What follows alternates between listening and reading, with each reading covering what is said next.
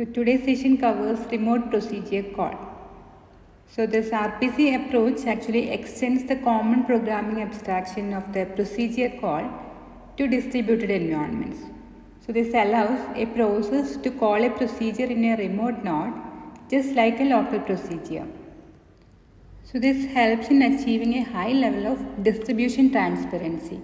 The underlying RPC system hides important aspects of distribution, including the encoding and decoding of parameters and results, the passing of messages, and the preserving of required semantics for the procedure call. So before looking at the implementation of RPC systems, let us discuss about the different design issues of RPC. So first design issue is about the style of programming promoted by RPC. RPC always support the programming with interfaces. And second one, the call semantics associated with RPC. And the third design issue is the issue of transparency and how it relates to RPC systems. Now coming to the first issue, that is the style of programming promoted by RPC, and RPC used to programming with interfaces. So usually all the modern programming languages provides a means of organizing a program as a set of modules, right? And these modules can communicate one another. Usually this communication occurs by means of procedure calls between modules, or it can be through direct access to the variables in another module, right? And in order to control the possible interactions between different modules, usually an explicit interface is defined for each module. And the interface of a module specifies the procedures and the variables that can be accessed from other modules. And these modules are implemented so as to hide all the information about them except that which is available through its interface. So as long as its interface remains the same, the implementation may be changed without affecting the users of the module. That's about common programming languages and all. Now coming to interfaces in a distributed system, modules may be in different processes, and these two different processes may be in different machines. So how these two modules can communicate? Especially in the case of a client-server model, each server provides a set of procedures that are available for use by clients. For example, a file server would provide procedures for reading and writing files. So the term service interface is used to refer to the specification of procedures offered by a server, which will define the types of arguments of each of the procedures. So what are the benefits of using an interface for a module or any service? So just like any modular programming form, programmers are concerned only with the abstraction offered by the service interface and need not be aware of the implementation details of the procedure. That's the first benefit. And the second one is programmers also need not know the programming language or the platform, underlying platform used to implement the service. And finally, it provides a natural support for software evolution. That is, implementation can change as long as the interface remains the same. Or more specifically, the interface can also change as long as it remains compatible with the original one. And this definition of service interfaces is influenced by the distributed nature of the infrastructure. That's the main issue here. Like it is not possible for a client module running in one process to access the variables in a module in another process, right? So direct access of variables is not possible in case of remote procedures. So instead we have to set some attributes, or we can some procedures like getter procedure and setter procedures can be added to automatically access the variables and all. Like that, the parameter passing mechanism used in local procedure calls like call by value, call by reference, etc. are not suitable when the caller and the callee are in different processes. In particular, the call by reference is not at all supported. So what can be done is, inside the specification of a procedure in the interface, so describe some parameters as input or as output, or sometimes both. So input parameters are passed to the remote server by sending the values of the arguments in the request messages and then supplying them as arguments to the operation to be executed in the server. And like that, output parameters are returned in the reply messages and are used as results of the call. Like that, if parameter is used for both the input and output, the value must be transmitted in both the request and reply messages. Another difference between local and remote modules is that the addresses in one process are not valid in another remote one.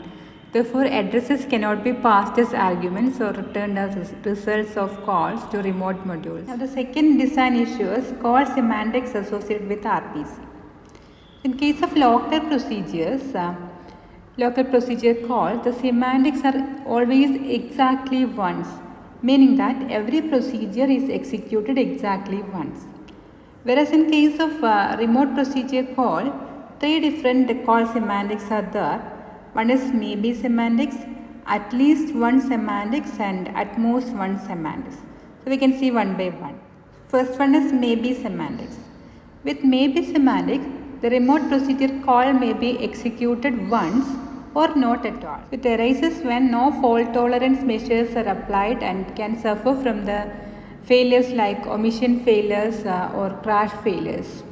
Omission failures if the request or result message is lost. Crash failures when the server containing the remote operation fails. So coming to the omission failures, two possible choices are there, that is possibilities are there, that is a request can be lost or message can be lost. If the result message has not been received after a timeout, so it is not certain that whether the procedure has been executed or not. For example, if the request message was lost, then the procedure will not have been executed. On the other hand, if the procedure may have been executed and the result message is lost, two different cases. And coming to the crash failure, it may occur either before or after the procedure is executed. So this maybe semantics is useful only for applications in which occasional failed calls are acceptable. So second call semantics is at least one semantics. So in this case, the invoker receives either a result, okay, that's a normal case, in which case the invoker knows that the procedure was executed at least once, or the invoker will receive an exception informing that no result was received. So at least one semantics can be achieved by the retransmission of request messages in case of such failures, omission failures. So this at least one semantics masks two different types of omission failures, that is omission failures of the request or omission failure of the result. Such types of failures are handled in the case of at least one semantics. Anyway, it suffers from different types of other failures like crash failures and arbitrary failures. Crash failures here, that is when the server containing the remote procedure actually fails. In that case, no result will be received and that type of error can be there. And arbitrary failure also can be there, like the request message is retransmitted again and the remote server may receive it and execute the procedure more than once, possibly causing wrong values to be stored or returned. That's also another type of error that can be there in the case of at least one semantics. The third type of call semantics is at most one semantics. So in this case, the caller receives either a result, as a normal case, in which case the caller knows that the procedure was executed exactly once, or an exception will be received by the caller informing that no result was received. In this case, the procedure will have been executed either once or not at all. That's the second case. So anyway, the procedure should be executed at most one time.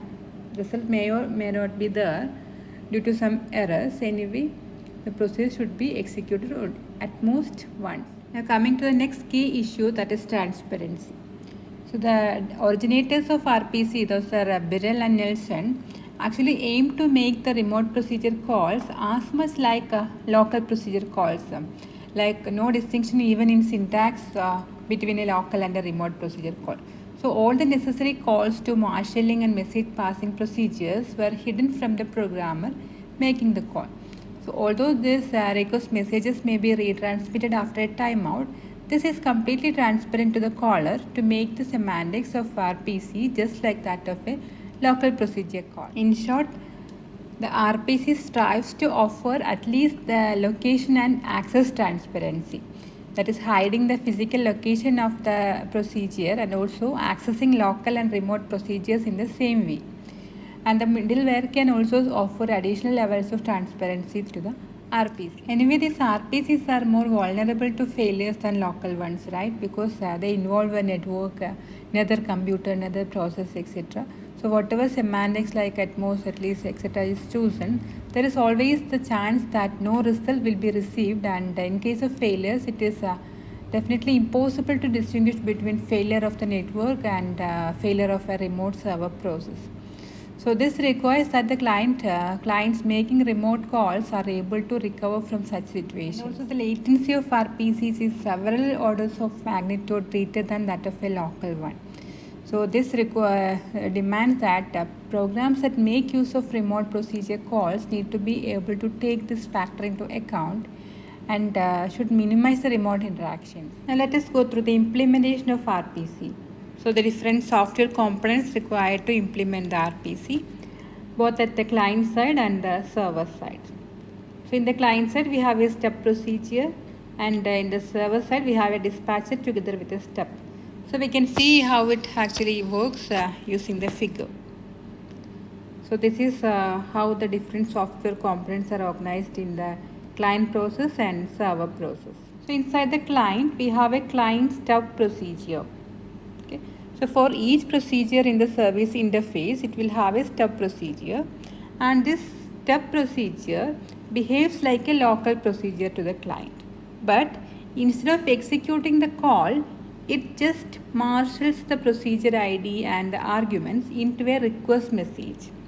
Okay, and then it will send that request message via this communication module to the server.